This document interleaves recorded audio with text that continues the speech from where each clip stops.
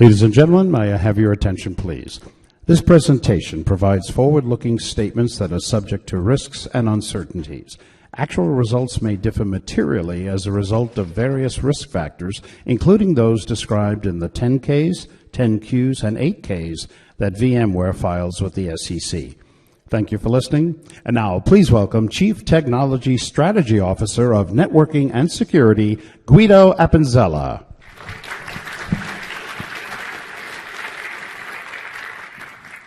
All right. Very excited to be here today. We got a great session prepared for you where we want to give you a glimpse of the future of NSX. And unlike the guys on main stage, we're going to do all of this with live demos, from the system we have running here. I hope they work. If they work, I promise you this will be a fantastic session, and we'll have a lot of fun here.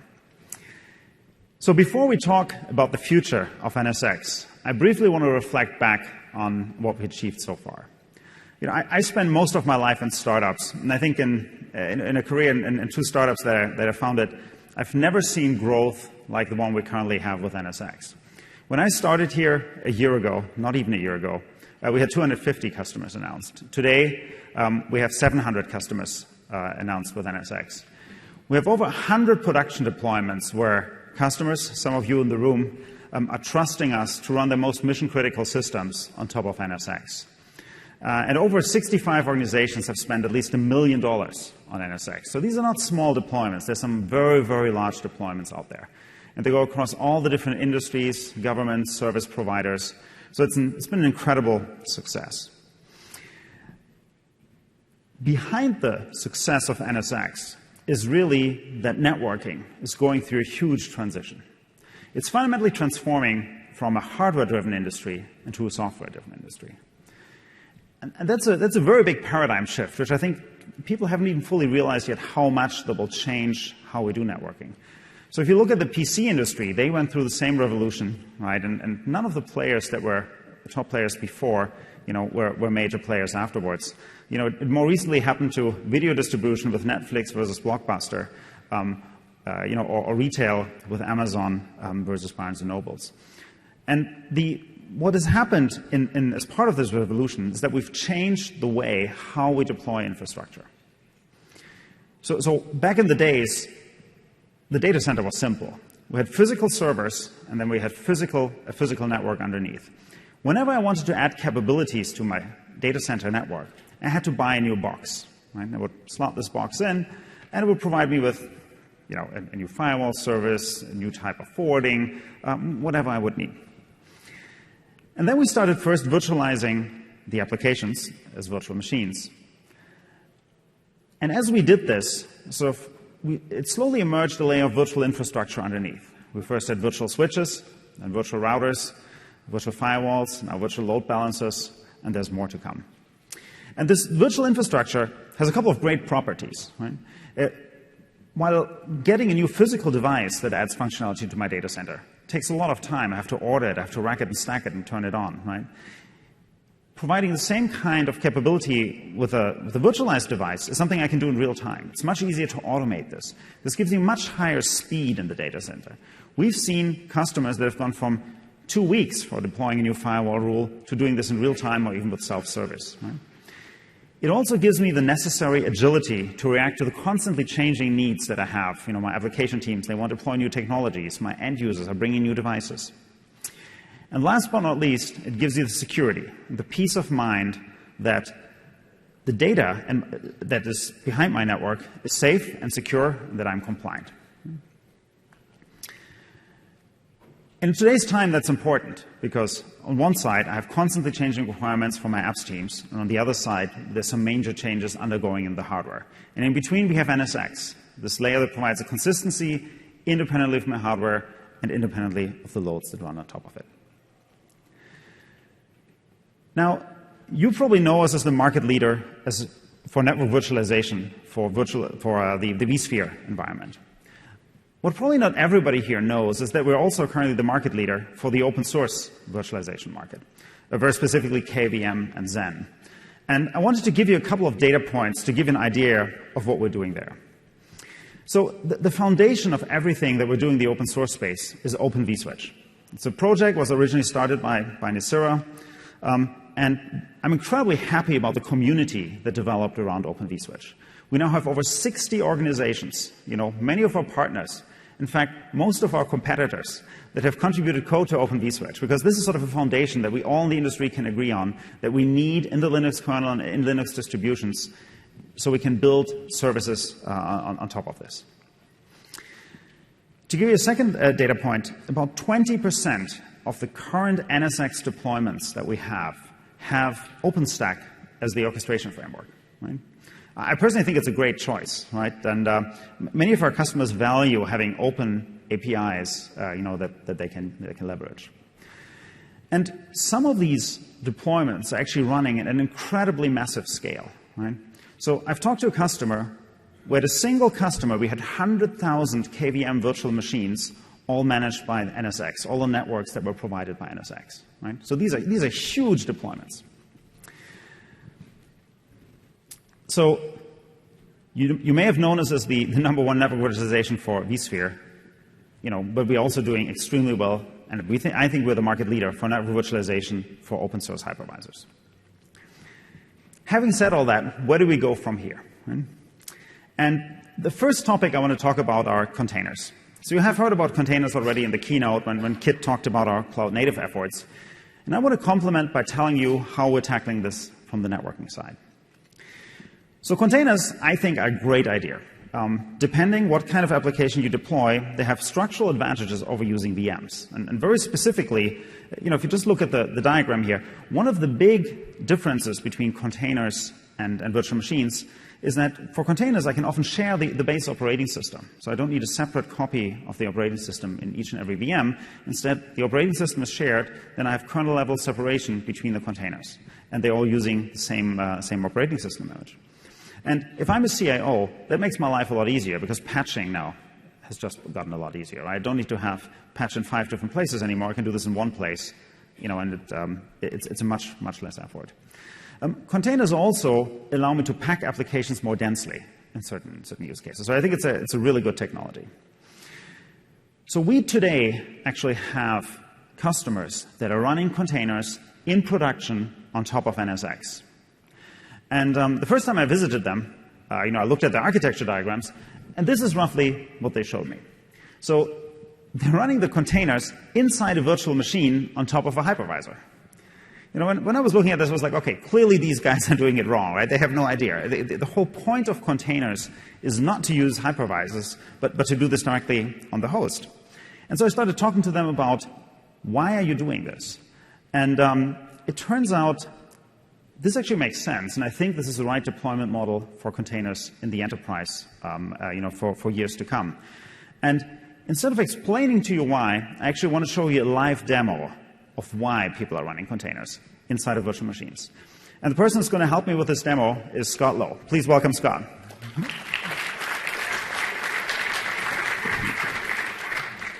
Good morning, Guido. Morning, Scott.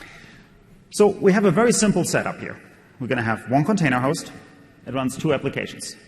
One application is a website. And it's just it's brochureware, really. There's nothing confidential on this thing. It just, says something nice about our company. And then we have a second application, our Vault, which holds all of our best guarded corporate secrets. Right, Scott? Yep. And, running all of this on Docker directly on a server. So I'm a developer, and I added a little extra function to this website that allows me to check the disk capacity. Right? It's a very short PHP script, so if you know PHP, you can probably read this. Basically, we're taking the df command in Linux, and we're executing it, and then we're echoing the output, so you know how much capacity do we have on the server. Now, in itself, this script is fine. I'm going to improve this now. Right? All right. And I'm going to add an additional parameter, the path parameter, which I'm going to concatenate with my command before I execute it. This way I can pick which directory I can get the capacity from. Sounds like a good idea, right, Scott? Well, at first glance, sounds like it might be a good idea, but, as they always say, the devil is in the details. All right. Can we switch to the laptop, please? All right, so I'm going to take the role of the evil hacker here in this system, and so I'm sitting at the terminal prompt from a Linux system. And we're just going to try some connectivity commands against this web server that Guido has turned up. And this is the script that he has written, right? And you can see when I run that, it's just going to return the results of the df command. And this web01, by the way, is just an alias to save me some typing here in front of all you guys. And then if we show the parameter where we can say I want to specify a path, you'll see that the output changes. So his extension is working. The problem comes in, and that's good, right? The problem comes in that he hasn't properly escaped this. So I can use standard bash tricks like a semicolon and another command on the end. And as you see here, I can actually run arbitrary commands on this web server. So I can run the current directory. Yeah, you see Guido wincing there. And I see that I'm in this particular directory. And then I can check the parent directory. I see, okay, I'm in this path, and here's the permissions. I know that www.data, the user, has write permissions to this directory. Well, let's just find out who I am. But I mean, this still isn't bad, right? I mean, okay, I made a little mistake here, right? Now he can execute arbitrary shell commands in my little web app, but it's still isolated from the rest of the network. So there's nothing that can happen here, right, Scott? Well, I don't know about that. We can see here that we have writable access to this directory as the user that we're being executed in. And if that's the case, and I know I can run arbitrary commands, well, then I can just tell this container to initiate an outbound connection to my system and download a program that will run a shell and kick it back to my system. So I run this command. This container initiates an outbound connection to my hacker system, downloads this PHP shell, right? Now I'm going to flip over to another terminal window, and I'm going to start a netcat listener. This is going to catch the shell that we're going to run on that container. And then I can just activate the container on the remote system with a simple URL call like this. And you'll see now I actually have a shell executing in my terminal on his remote web server.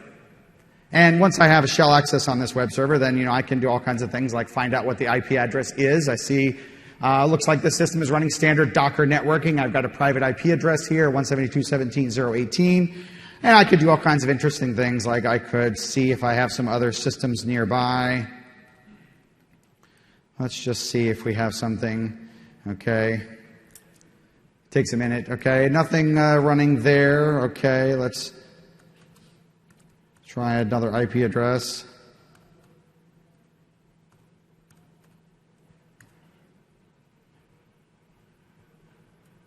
All right, this is where the live demo starts to go a little crazy because we identify the system.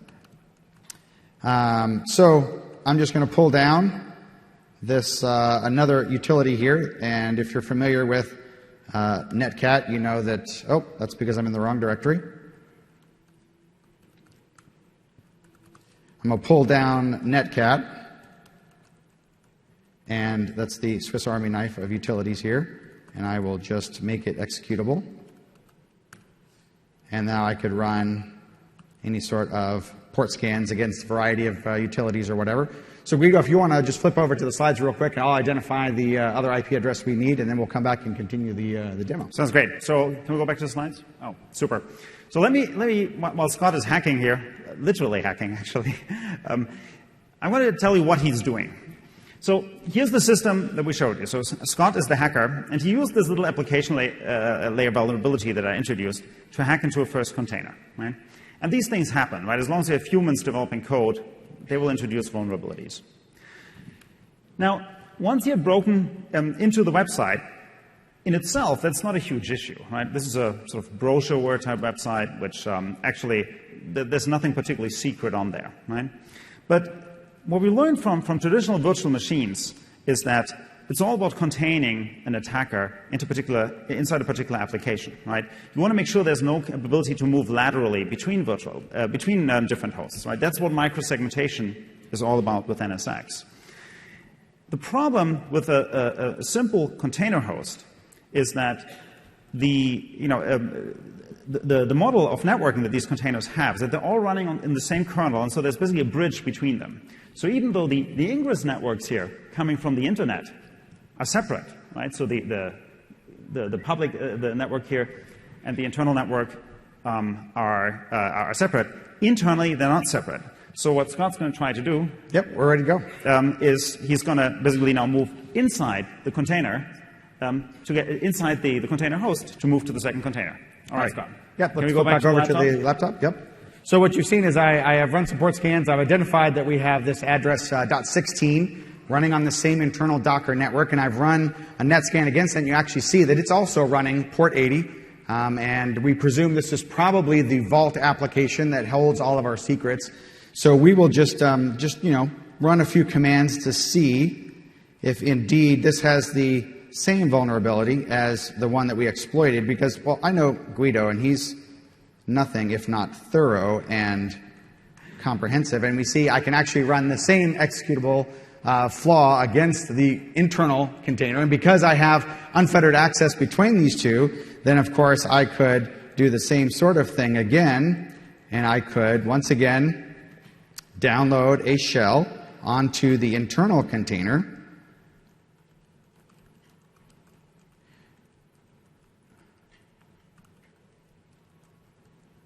All right, this will download a shell to the internal container. I then flip over to my terminal window. I will open up another netcat listener, and then I will invoke that shell. Should have run through Mavis Beacon typing before I came in here. All right, and now you'll see I actually have a shell on the internal container. Okay, that's not good, obviously. Yeah, so we've actually demonstrated at this point lateral network movement, unfettered, because it can't be segmented. There's no controls here. Lateral network movement. So as soon as a hacker penetrates one system, they're now able to move laterally to other systems. So while this initial system may be okay, the subsequent systems may be far more confidential. And I can once again, look around. Oh, look here, some files. Let's just see if Guido's got anything interesting in here. Huh. Oh, this looks interesting. Let's find out what that is. Well, this is a PHP file that shows me credentials for connecting to a MySQL internal database. Because this is a database-driven PHP application, we had to embed that stuff here. It's now accessible. I wonder if this image has SQL. Oh, yep, it has the MySQL client installed. So now I can just do something like this. This is a standard MySQL command, by the way. And there we see all of Guido's deepest, darkest secrets. Oh boy, he has both Hillary Clinton emails, the Coca-Cola recipe, and the Roswell encounter files. I'm screwed Some here. Interesting stuff here. All right, so that's not good. Can we go back to the slides here? So basically what Scott did is once he was inside the vault, he grabbed the database credentials, and once he had those, he used them to connect to the database and read all of my secret information. Right? Now, the reason why he could do this is because basically there was no segmentation of the network, right? Just like it is for virtual machines.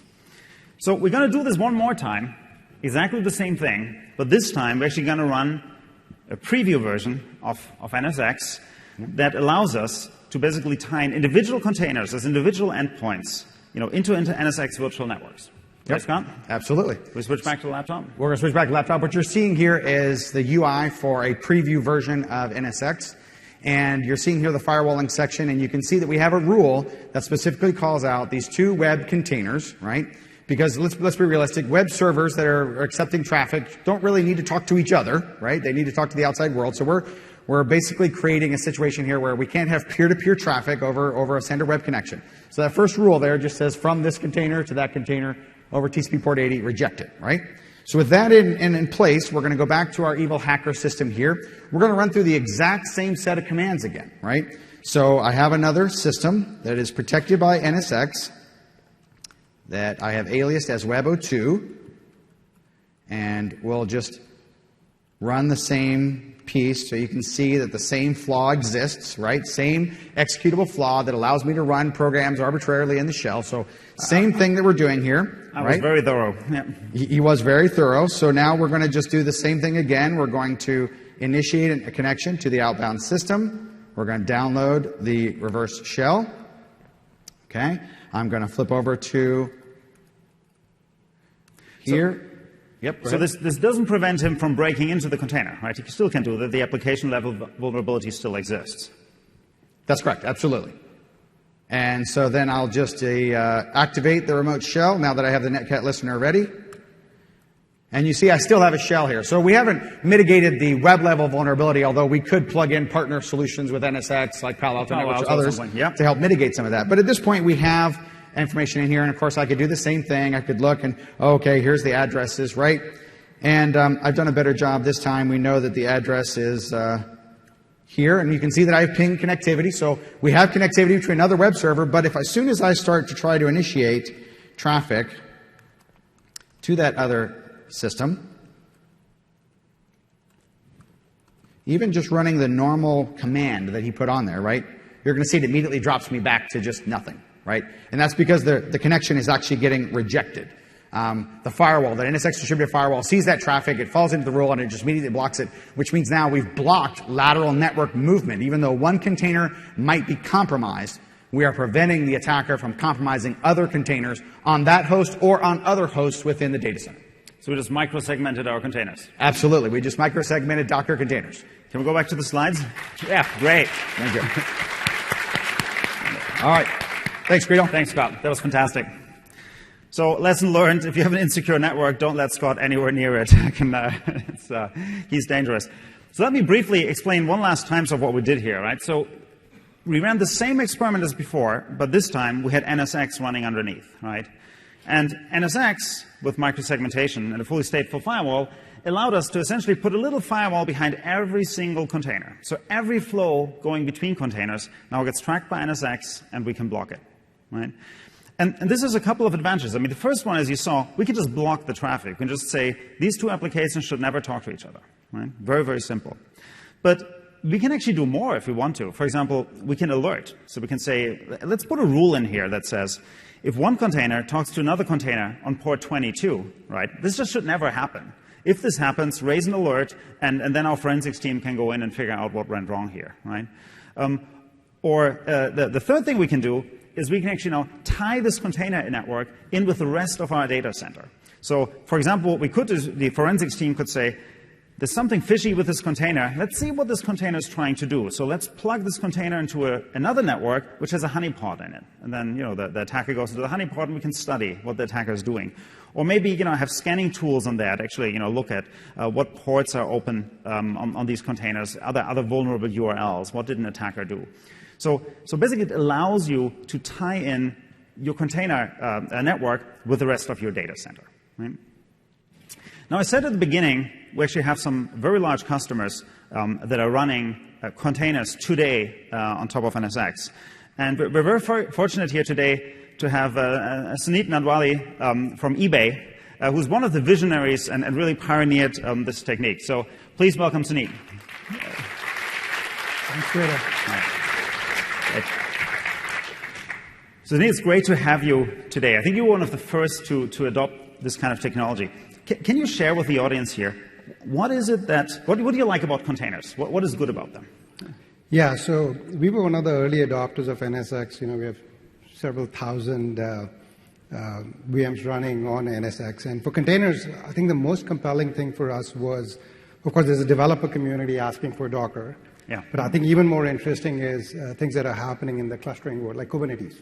So we're looking at Kubernetes, and from an application manageability point of view, is just very, very promising to us. And we've kind of doubled down on that effort. And we are a co-founding member of CNCF, which Google founded for open sourcing Kubernetes. So we are very excited about that, and definitely looking at containers in a big way for the future. That's fantastic.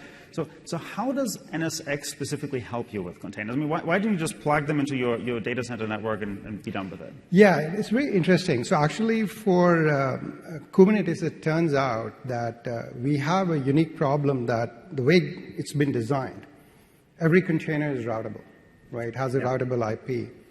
And if you look at the number of containers that are running in our Kubernetes cluster, it's just, there's an explosion of IPs, right? And I don't know about you guys, but where I work, the networking team just cannot support that number of IPs. So there's just an explosion. So one of the things that we did was that we are running all these containers inside VMs managed using NSX, and we were able to create a private network for all of our Kubernetes clusters. So all of the containers are now east-west talking on a private network to each other. And we were able to fully isolate it. All the traffic is contained within. Plus, we don't have to worry about our IP explosion aspect. So it's been great for us. We wouldn't have been able to do it without NSX. Makes a lot of sense. So you're basically putting every container, swarm, cloud, whatever it's called, on a separate virtual network in NSX. Exactly. And then if they have duplicate IP addresses, for example, it doesn't matter anymore. Yeah. So it's all private networks over there. Private IP space, And then how do you tie the container stuff to the rest of your enterprise network? Yeah, so that's also interesting because what we are doing is that we are also running NSX inside the hypervisor, so you're able to bridge our private network, which is running the Kubernetes cluster, to our physical network, which is on bridge network, also using OVS controlled by NSX. So actually, it's great because now we have from the cluster to the physical network, it's north-south traffic, but it's happening through OVS managed by NSX. So we're able to solve both those use cases. It's great for us. Fantastic. Thank you so much for sharing that. I really appreciate it. My pleasure. Thank you for... Sneet Nanwali.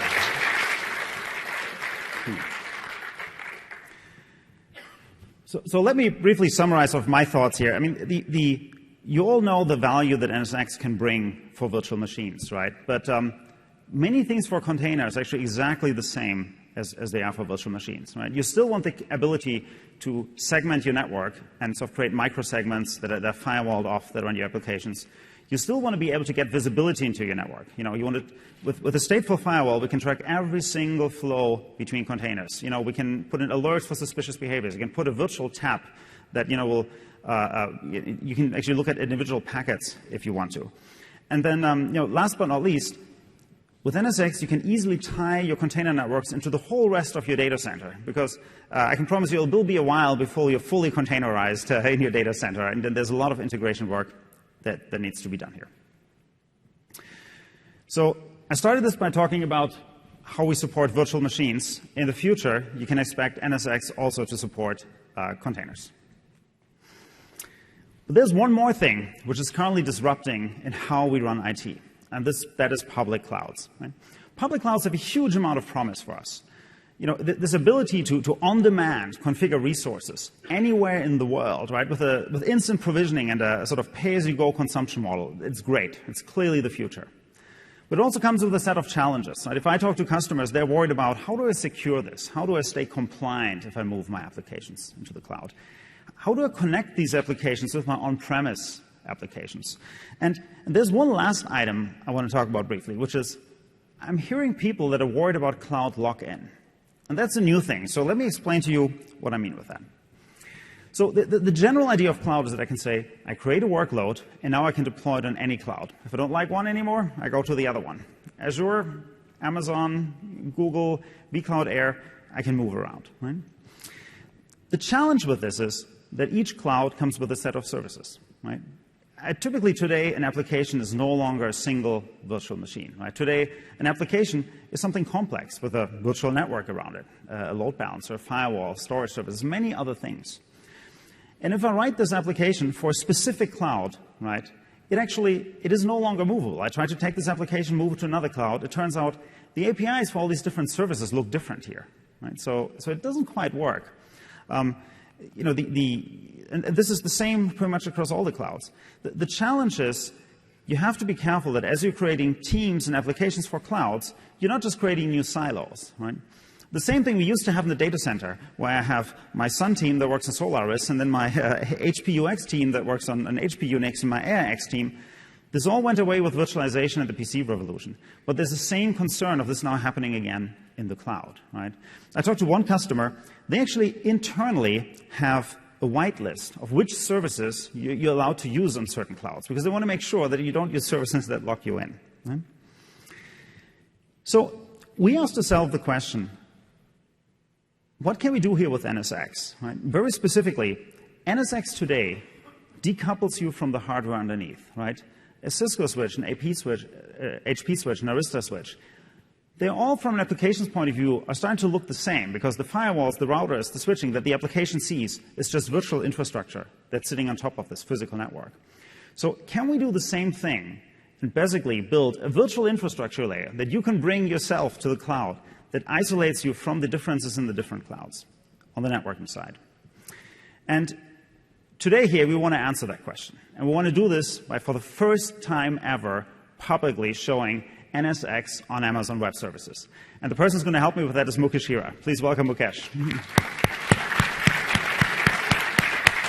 Hi, Guido. Hey, Mukesh. All right, so let me explain to you what we're going to do here. We have a very simple setup that we're going to start with. We have an on-premise data center, has a firewall, so running NSX. So we have a virtual firewall, virtual load balancer, virtual switch, and then we have two systems that are plugged in. One is our HR server, and the other is this little prototype web server that we're testing for a new application, right? And, all right, hold on, it seems like there's a call coming in here. It's from Martine, my boss. Hey, Guido, it's Martine. Hey, Martine. Hey, you know that new app that we've deployed? It's going crazy. People love it. I need more capacity. I need you to deploy 50 new VMs now with full NSX security. Can you do that? Sure. All right, man. Thanks so much. All right. So that was my boss, Martine, right, who runs the GM of the NSBU. And he said we have to deploy 50 new web servers immediately. The problem is I just ran out of capacity in my local data center. And we still want them secure with NSX. So what can we do here, Mukesh? Is there anything we can do? Yeah, certainly. We can launch some web server instances in AWS, and all secured and connected by NSX. That sounds great. Let's switch to the laptop here and see how this works. So we have here the UI for the preview version of NSX. And at this point, we have a logical switch in NSX. We call it the Web HR logical switch. It has the web server and the HR server. It has 3 logical ports. It logged me out. Can see this is live. So by the way, this is the same logical switch you just saw on the slide, right? It has the HR system plugged in, that's 1, has the web server plugged in, 2, and then it has the load balancer plugged in, that's 3. So yeah, as we can see, at this point, we have 3 logical ports for the on-prem web server, the on-prem HR server, and the on-prem load balancer. And if we look at our web page, it's being served only by the on-prem web server. So every time I refresh the page, it's coming from the on-prem web server. Okay, makes sense. That's our setup. Right. So what can we do here? So we'll go launch some web server instances in AWS. I go to the AWS console. And this is just the standard Amazon Web Services console. Standard right? AWS console. And I will launch additional instances using the web server AMI that I have in AWS. And I'm going to pick extra large instances that give me high network throughput. 50, we needed 50. 50, that's what Martine said. Let's go with 50 web server instances. I'm going to launch 50 web server instances on the subnets that we have in AWS. And the default storage that comes with these instances is good enough for us. I'm not tagging the instances at this time.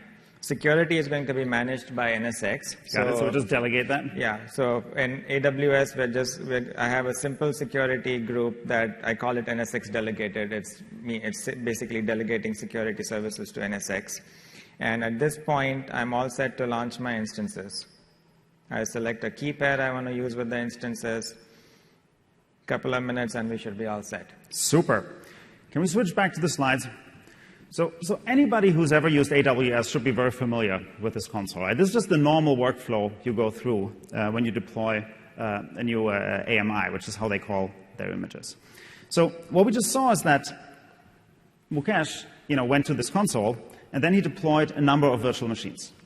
And these virtual machines are basically standard AMIs with one small difference. We added a little bit of code to it that basically when they start up, they register with NSX. They also have a vSwitch on them that basically plugs them into the overlay network that we've previously created.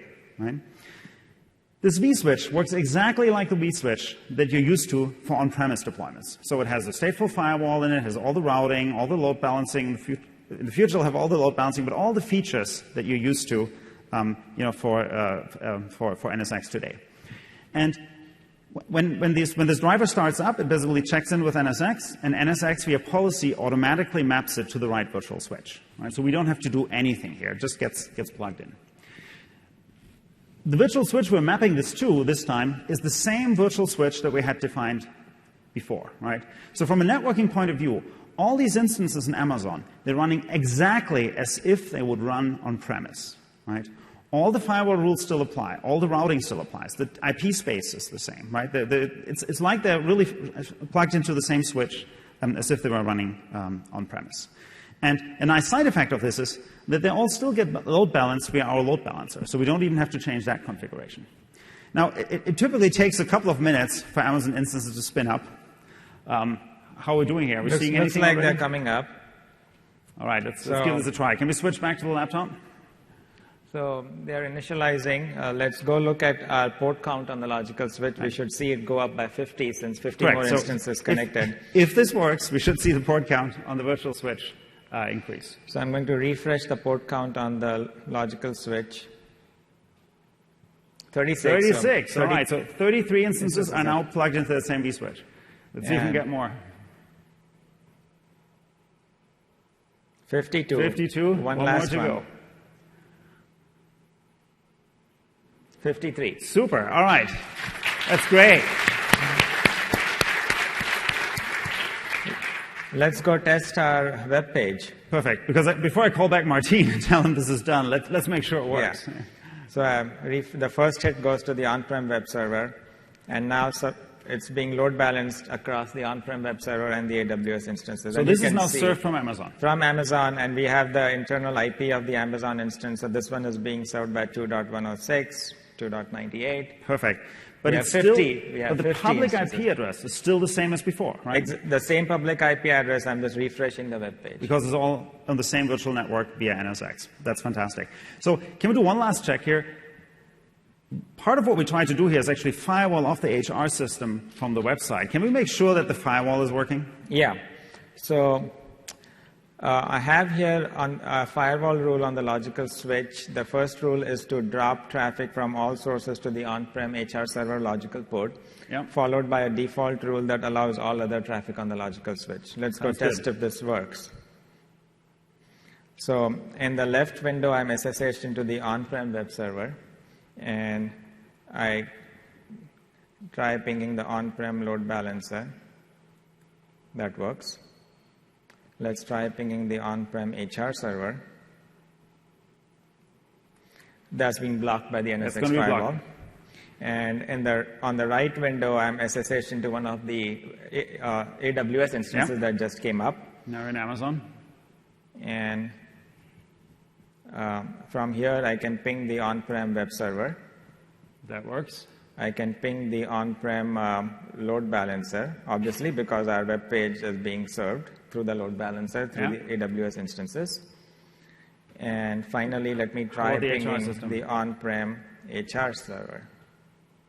That's being blocked by the NSX firewall. So this is really the power here, right? That basically all the network configuration you set up for your on-premise network now automatically applies to all those instances that you power up in the public cloud on Amazon here, right? Because at the end of the day, all the networking and all the security is managed via NSX, so you have exactly the same functionality. And we can use all the functions. So if we wanted to, for example, take a Palo Alto Networks firewall and insert it here, right, we can do this. Right? Thank you, Mukesh. That was fantastic.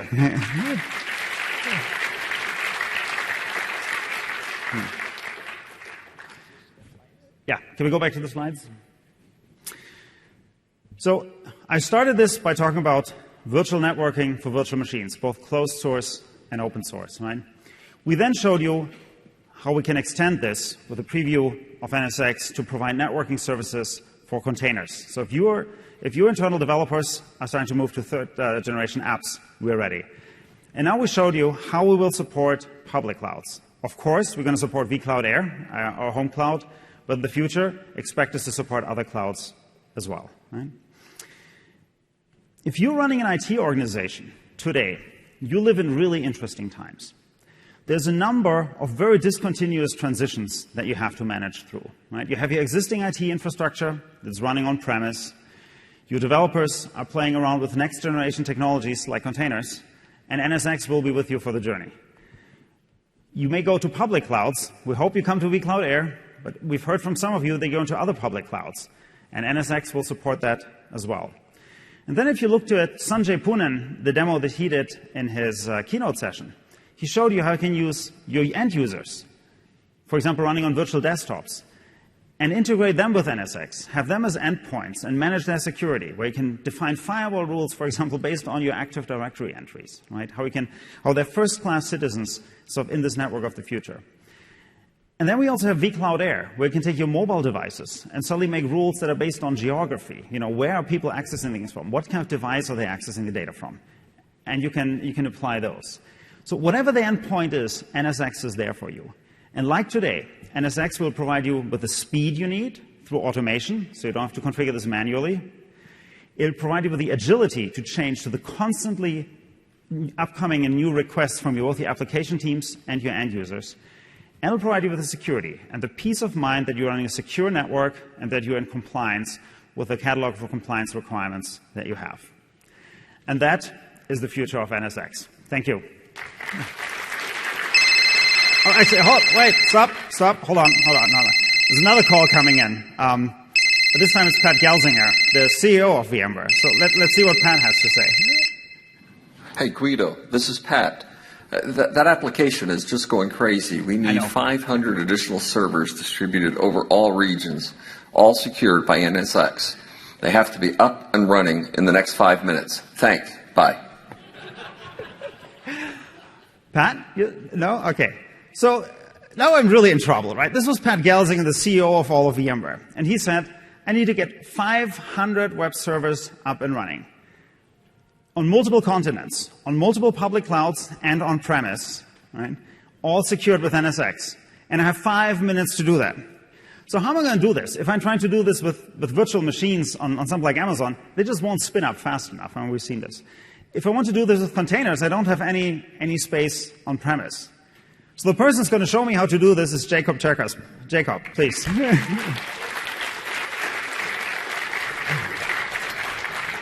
So it's actually pretty simple. There's only one way we can do this, and this is by combining everything we've seen today. So we're going to take containers, multiple public clouds, and NSX, and we're going to spin up 500 containers. Are we ready? Yep. Do it. Here we go. So we just kicked off a scheduler that will spin up 500 web servers running in containers across public and private infrastructure, AWS, Rackspace, and our on-prem private cloud across 7 data centers, 3 continents. Wow. So can you get a little more detail? How do we do this? So we have container hosts in all of these clouds? Yep. Across 3 different continents on 7 data centers. And then we have a container scheduler that basically now these pre-allocated container hosts just fires up these containers very, very rapidly.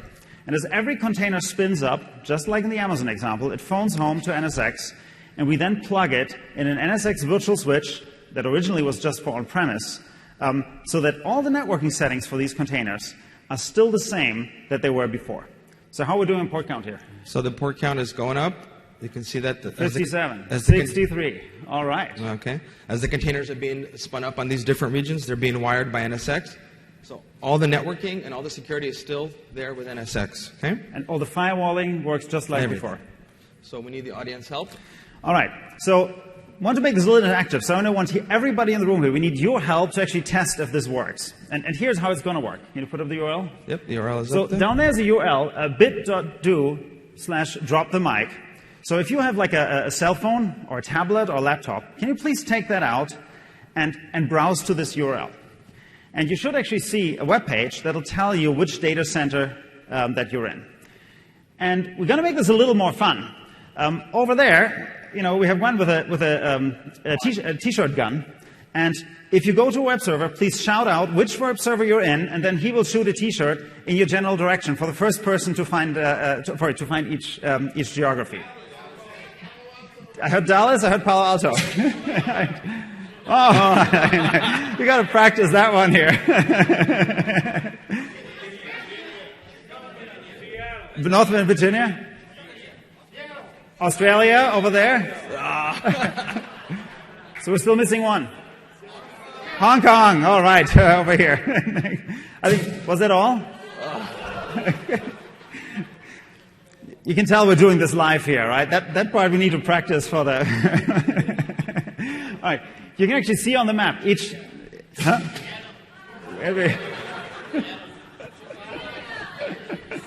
All right, exactly. Let's just throw them here. I think it's easier. So actually, you can see on the map here each and every location, where there was a data center that you hit with one of your requests. Every dot is a request that came from the audience here. Awesome. Thank you, Jacob. That was fantastic.